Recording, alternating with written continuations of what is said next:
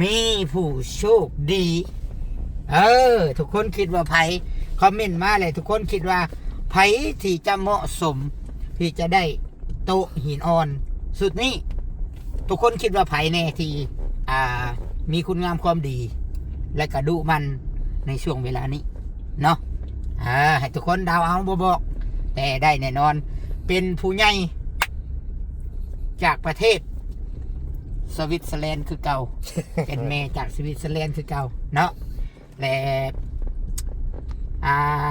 กะบ่บอกกันแหละแต่แม่เพิ่นก็ว่ามื้อใดเฮากะเดี๋ยวจังว่ากันเนาะแต่ว่าบอกไว้เพราะว่าข่อยเชื่อแม่ผู้นี้นะเพิ่นได้เว้านะเพิ่นอยากจวดด้วยเด้คือตอนเว้าที่ผ่านมาก็เว้าว่าก็บ่ฮู้ว่ามื้อใดเด้อลูกบ่ฮู้มื้อใดยังหึงได้ว่ะแล้วปึ๊บปั๊บมาจวดไปเอาเงินในลูกเอ้ยว่ะ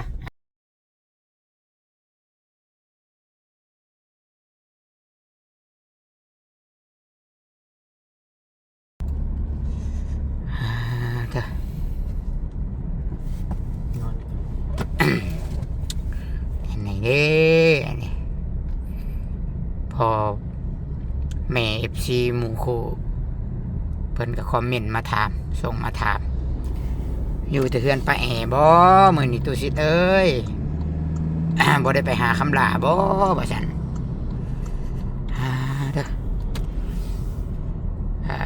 ต้องขออภัยเด้อพี่น้องเอ้ยต้องขออภัยทุกคนเลยเนาะตุสิบ่ได้ไปหาคำลามื้อนี้ต้องขออภัยหลายๆยังอยู่เซโนพี่น้องเอ้ยนี่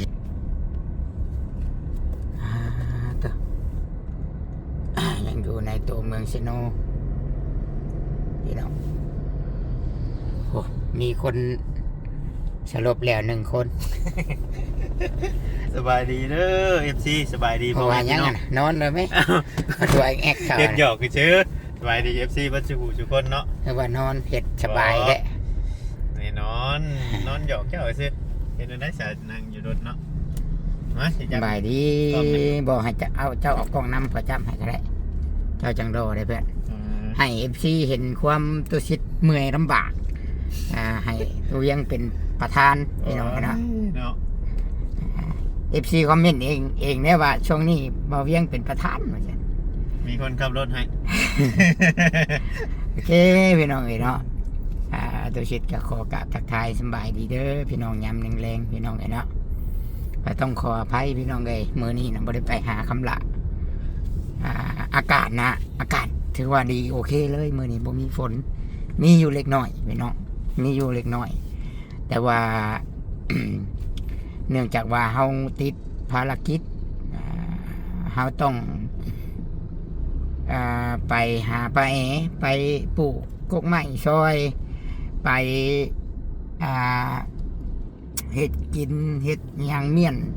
เฮือนเมี่ยนหยังเฮ็ดตู้หยอกตู้เย็นแปลงเมี่ยนเครื่องเมี่ยนหยังซอยป้าแอ๋อยู่เฮือนเล่าแหละกับอันแม่ปุ้ยแน่อยู่เป็นหมู่แม่ปุ้ยแน่พี่น้องเนาะอันสิปล่อยให้เสากึมผู้เดียวกันพอแต่เราก็เมื่อยนะเนาะบ่เวียง เพิ่นมาแน่ว่าง่ายๆซะกับ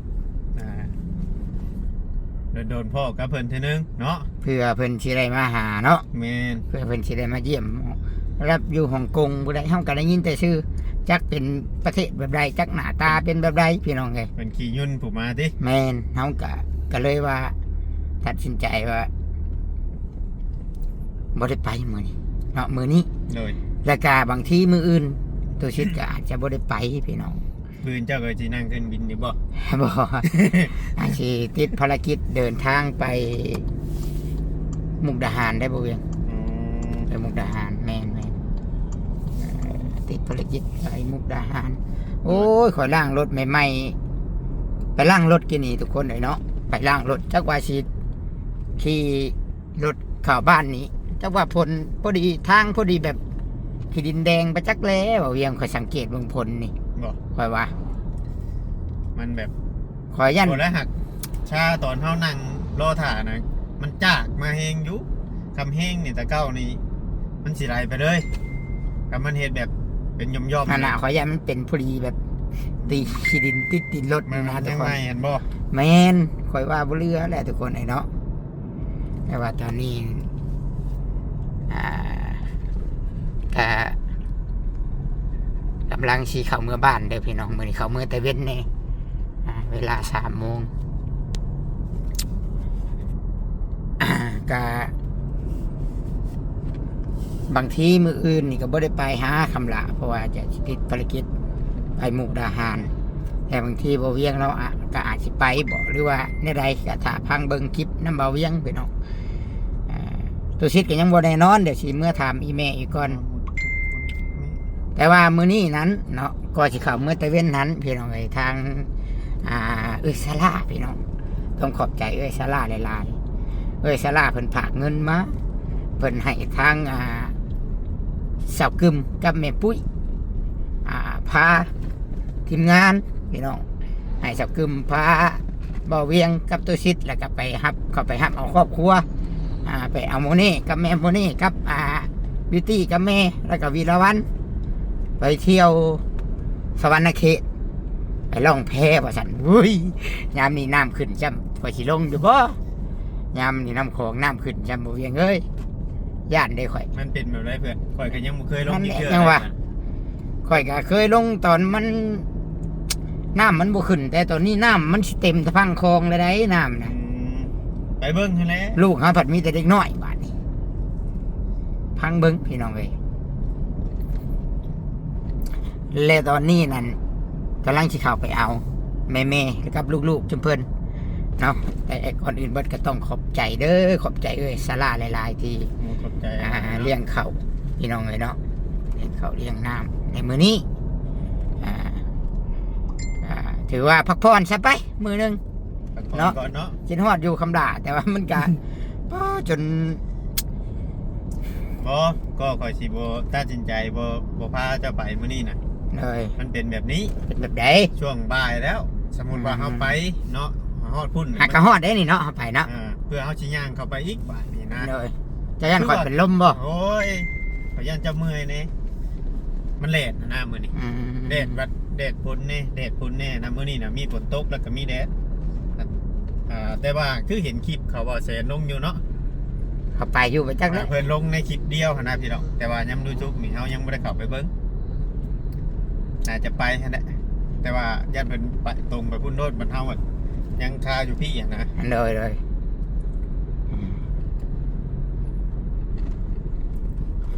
ก็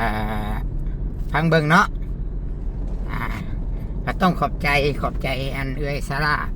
หลายๆอีกเท่านึงเนาะแล้วก็เดี๋ยวคำลากับพังเบิ่งมือฮื้อพี่น้องมือฮื้อตุชิตจะไปแน่นอนเนาะไปหาคำลา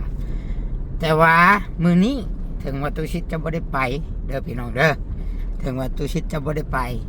แต่ตุชิตนั้นมีข่าวดีมาแจ้งบอกทุกคนพี่น้องมือนี้ในคลิปนี้นะ มีคนช่วยแล้วบ่คลิปก่อน จังว่า เฮาก็ยังบ่ได้เบิ่งคอมเมน ข่อย ต์ ยัง เนาะ บ่ได้เข้าไปอ่านคอมเมนต์นะลุงชาน่ะ เอามาอย่างนี้ ยังเฮายังบ่ได้เข้าเบิ่งย้ำคอมเมนต์เข้าเบิ่งก่อนเด้อ เดี๋ยวข่อยสิอันนี้ก่อนข่อยสิเว้าแบบ เบิ่งในช่อง เจ้า ก่อน เจ้าใช้หัวข้อได้ปะจักบ่ บ่ ค่อยบ่ได้เห็นฮอดรูปนะปก ข่อยสิแจ้งข่าวดีทุกคนไอ้เนาะคลิปนี้แจ้งข่าวดี มีผู้โชคดีมีผู้โชคดีพี่น้อง มีผู้โชคดีได้รับรางวัลใหญ่ที่เขาเว้าเนี่ยว่าเป็นนักอย่างจังซี่แม่นมีผู้ได้รับโต๊ะหินอ่อน ยังบ่มีผู้ช่วยตัวชิดเนี่ย มีผู้ได้รับโต๊ะหินอ่อน1 ชุดโต๊ะหินอ่อน1 ชุดให้ทุกคนคิดว่าแม่นไผทุกคนสิได้รับโต๊ะ1 ชุดและทุกคนคิดว่าอยากให้ไผได้เนาะในช่วงเวลานี้ตัวชิดคิดทุกคนคิดว่าไผทุกคนเอาจะได้รับโต๊ะหินอ่อนเนาะไปให้อีกบ่เนาะจะว่าไปหรือว่าตัวเวียงบ่ตัวเวีย ช่วย ง นอนข่อยมีได้ ข่อยบ่สันเนาะ เจ้าบ่จัก ฮะ เจ้าจัก เดี๋ยวว่าข่อยไปจักเลยข่อยยันข่อยไปจักใดเนาะข่อยก็ยังบ่แน่ใจปาน เจ้า ใด สิแก้มาเลยบ่บ่แดง ฮะ มา มาแดงเจ้าสิแก้มาได้บ่ จังหวะเฮาก็ให้ทั้งหันเพิ่นแหน่แก่แบบเก่าหั่นแหละเนาะเฮามันบ่ ราคามันแบบมินๆเนาะ เฮามันบ่ถนัดใดเฮาอีกอย่าง เนาะบ่ย่ามันฮักมัน เบิ่ ยัง ง แหน่เพิ่นขนส่งน่ะมีนั่นนี่ห้อง ผ้าห่มตัวตกตัวโตเนาะ โอ้ย เพิ่นย่ามันถลกอย่างเนาะ บัดเฮามัน เพื่อนผูกไปผูกมันมีพ้นทางบ้านเนาะเพื่อนนะ แม่นบ่เพื่อน ผมมี ที่ต้มแดงประจักษ์ ผมมีนะ เจ้าดีใจมาถารถเจ้าล่างรถมานั้นสิตก ใครอยู่เพื่อ ทานงบ้านเท่าชวนไหนอยากตกคืนเพื่อน ฮะ คืนเขา เด้พี่น้องฮอดมันโคกเลย จะไป โอ้โจคอยได้เห็นว่าก็ได้โตโตอุกเลยเฮาขี่รถหมู่ขี่แบบนี้นั่นแหละพี่น้องก็ฮอดทางแวบ้านโคกใหญ่พี่น้องเนาะมีผู้โชคดี ทุกคนคิดว่าไผคอมเมนต์มาเลยทุกคนคิดว่าไผที่จะเหมาะสมที่จะได้โต๊ะหินอ่อนสุดนี้ทุกคนคิดว่าไผแน่ที่มีคุณงามความดี และกระดุมันในช่วงเวลานี้เนาะให้ทุกคนเดาเอาบ่บอกแต่ได้แน่นอนเป็นผู้ใหญ่จากประเทศสวิตเซอร์แลนด์คือเก่า เป็นแม่จากสวิตเซอร์แลนด์คือเก่าเนาะและกะบ่บอกกันแหละแต่แม่เพิ่นก็ว่ามื้อใดเฮากะเดี๋ยวจังว่ากันเนาะแต่ว่าบอกไว้เพราะว่าข่อยเชื่อแม่ผู้นี้นะเพิ่นได้เว้านะเพิ่นอยากจวดเราเด้คือตอนเว้าที่ผ่านมาก็เว้าว่าก็บ่ฮู้ว่ามื้อใดเด้อลูกบ่ฮู้มื้อใดยังหึงได้ว่ะแล้วปึ๊บปั๊บมาจวดไปเอาเงินในลูกเอ้ยว่ะอันนี้ก็คือกันทุกคนคอยว่าตกอยู่ได้แบบผู้ดิช่าแกลนกายนะ แต่มันแห้งแต่มันบ่หึงคือตอนเขานั่งล่างรถนั่นแหละ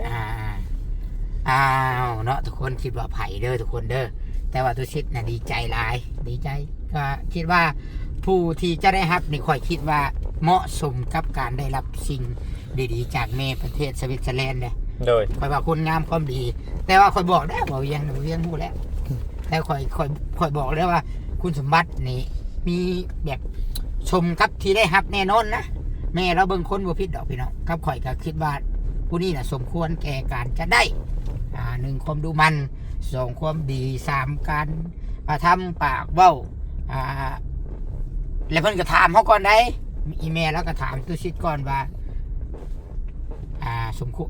ผู้นี้สมควรสิได้บ่ลูกเขาก็บอกเพิ่นบ่แม่นว่าผู้ใหญ่นี่สำคัญนะเพิ่นเบิ่งในกล้องนะคันเฮาอยากตัวเพิ่นน่ะก็ได้พี่น้องคันเฮาตัวนะคันเฮาอยากตัวป้ามึงในเขาน่ะงามแท้นี่เนาะ เริ่มเขียวเริ่มงามมาได้ทางนั้นทางนี้กับบัดนี่โอ้เอาไงใบกองน้ำเนื้อ ถ้าเฮาอยากตัวนะทุกคนผู้รักผู้ใหญ่แม่ฮักพ่อฮักเอื้อยอ้ายมันก็ตัวได้เพราะว่าเพิ่นได้เบิ่งแต่อยู่ในกล้องแล้วก็เฮาบอกเพิ่นได้เพิ่นก็เชื่อเฮาได้เพราะว่าเฮาเป็นสะพานบุญแล้วก็และตู้ชิดจะบ่คือว่าเลยจะบ่ตัวและบ่ปิดบังมีบ่แซนพี่น้องเอ้ยถ้าผู้ใดเป็นจังไดสมควรได้หรือบ่สมควรได้เนาะเฮาก็สิบอกตรงๆเนาะบ่แม่นว่าเฮาสิอยากได้แต่หน้าได้พี่น้องเอ้ยเฮาก็ว่าพื้นว่าอีพ่ออีแม่หรือว่าเอื้อยอ้ายที่อยู่ทางต่างประเทศกันโอ้ยเพื่อเพิ่นจะได้เงินได้คำเหมือนบ่ได้แม่นของง่ายเด้เพียงแต่ว่าเงินเพิ่นฝากมาน่ะมันมีราคาเนาะแม่นบ่เพียงแม่นค่าของชีพเพิ่นก็สูงแต่ว่าบางคนนี่เพิ่นอยู่เพื่อเพิ่นสิประสบผลสำเร็จเพื่อเพิ่นสิได้ดีมีมาฮอดปัจจุบันนี่เห็นว่าเพิ่นเฒ่าแล้วโอ้เฒ่ามาได้มีเงินมีคำรวยคิดย้อนมองกลับคืนไปเพิ่นทุกข์เพิ่นยากโอ้ยพี่น้องเอ้ยเพราะฉะนั้นแล้วเงินทุกกีบทุกบาททุกดอลลาร์เนาะเฮาจะเฮ็ดให้มันมีประโยชน์ให้มันมีคุณค่าแก่โลกมนุษย์นี่แหละเนาะให้กับคนที่สมควรจะได้ว่าสั้นซะเนาะให้แก่คนที่สมควรจะได้ในเงินเพราะว่าเพิ่นได้มา แบบว่าน้ำผักน้ำแห้งเพิ่นเด้พี่น้องเอ้ยเนาะ เลย แหละเพิ่นคือว่าคือที่ผ่านมาแล้วเขาเป็นสะพานบุญนี่บ่ว่าภัยก็ตามเพิ่นสิเบิ่งคลิปเฮาเดี๋ยวเพิ่นก็มีความสุขแหละมันทำบุญกับคนเด้คือว่าเวียงเคยเว้าเลยว่าผู้ใหญ่บางคนเพิ่นก็อยากเฮ็ดบุญอยู่วัดผู้ใหญ่บางคนก็อยากเฮ็ดบุญกับคนเห็นบ่ แม่น บางคนอยากเฮ็ดบุญกับสัตว์ใด แม่น แบบไหนพี่น้องชื่อหัวอาหารให้หมาให้แมวแม่น ให้งัวให้ควายให้สัตว์เลี้ยงอะไรให้บางคนเพิ่นแพงสัตว์กับมันแบบนั้นเนาะมันมีหลายแบบบางคนก็เฮ็ดน้ำบัดน้ำบาบางคนก็เฮ็ดน้ำโรงเรียนไหนบางคนก็แบบว่าแบบสุกยู่ในการศึกษากะมอบปึ้มมอบบิ๊กให้กับเด็กน้อยนักเรียนที่อยู่ในชนบทแน่อยู่ไกลศอกหลีกแน่เนาะพี่น้องเอ้ยเนาะเอาพี่น้องเอ้ยกะถือว่าแสดงความยินดีใจน้ำเพิ่นล่วงหน้าผู้ที่โชคดีได้รับรางวัลโต๊ะหินอ่อนจัดไปอีก1สุดพี่น้องเอ้ยเสียดายแต่ช่วงนี้ย้ำผลกันโมเมนต์ย้ำผลนี่ป้าไปลุยซีเมนต์หลายบอดเนี่ยกับตัวเรียงพี่น้องเอ้ยเอามาบ้านนี้สิจดปิดคลิปก่อนพี่น้องเลยเนาะคลิปนี้กะปุ๊บมึงในหน้าจนเรื่องบ่เวียงเราเบิ่งหน้าตัวชิดเรื่องแห้งแล้วมือนี่ก็เลยบ่พายางเงินความเราขอยันข่อยเป็นล้มอยู่ ใจเดี๋ยวเนาะกันเจ้าพายางมื้อนี้รุ่นเป็นล้มพี่น้องเลยเนาะพี่น้องเลยบอกกับหลายเมื่อยจะได้นี่แหละโลกมนุษย์ทุกมือนี่กะพี่น้องเลยเนาะโลกมนุษย์เฮากะตื่นมาแล้วก็เฮ็ดหน้าที่ของไผของมันเฮ็ดหน้าที่ของไผของมันแล้วก็ทำมาหากินบ่เบียดเบียนไผแล้วก็ผิดพลาดแน่พลาดแน่บางทีย่างกะลุกไม่นั่งไม่สู้ไม่ท่อแน่มันก็มีมือดีใจมือท่อมือมีความสุขมือเสียใจมือเมื่อยมือมีแห้งมันก็แตกต่างกันไปแต่ละมือพี่น้องเอ๋ยเนาะแต่ว่าในรายการเฮายังมีลมหายใจอยู่กะสู้ไปพี่น้องเอ๋ยเนาะกะขอให้สิ่งศักดิ์สิทธิ์บุญคำนำสู่สิ่งศักดิ์สิทธิ์ปกป้องคุ้มครองบัดทุกคนคุณงามความดีFC ของตุสิทธิ์ผู้ที่เบิ่งคลิปของตุสิทธิ์แต่ต้นจนจบจนมาฮอดปัจจุบันนี้ก็ขอให้มีแต่สิ่งดีๆเข้าหาในชีวิตสิ่งบ่ดีก็ขออย่ามาใกล้มาทัดก็ขอให้มีแต่สิ่งดีๆเด้อทุกคนเนี่ยเนาะและก็โดยเฉพาะก็เป็นแม่อีเมทางประเทศสวิตเซอร์แลนด์ก็ขอให้อีเมบุญคำนำสู่อีเมเด้อที่เป็นโฮมโพมใช้ให้ลูกให้หลานตลอดมาจนถึงปัจจุบันขอให้อีเมมีความสุขหลายๆขอให้สุขภาพแข็งแรงเป็นโฮมโพมใช้ให้ลูกให้หลานแบบนี้ไปดนๆเด้อแม่เอ้ยเนาะไปดนๆก็และก็ผู้รักผู้ใหญ่ทุกคนทุกท่านที่ติดตามที่ตั้งแต่ตุสิทธิ์เฮ็ดคลิปเนาะช่วยเหลือตั้งแต่เป็นช่องตุสิทธิ์ปันสุขขึ้นมาถึง FC บ่เวียงแน่ต้องขอบบุญขอบคุณหลายๆที่อยู่เคียงข้างกันมันก็มีมือเฮาท่อเนี่ยก็มีพี่น้องไงเนาะคือช่วงนี้ก็ท่อก็บ่ได้ถอยดอกกระจมเวลายางไปหาคำลากับเมื่อยจมท่อ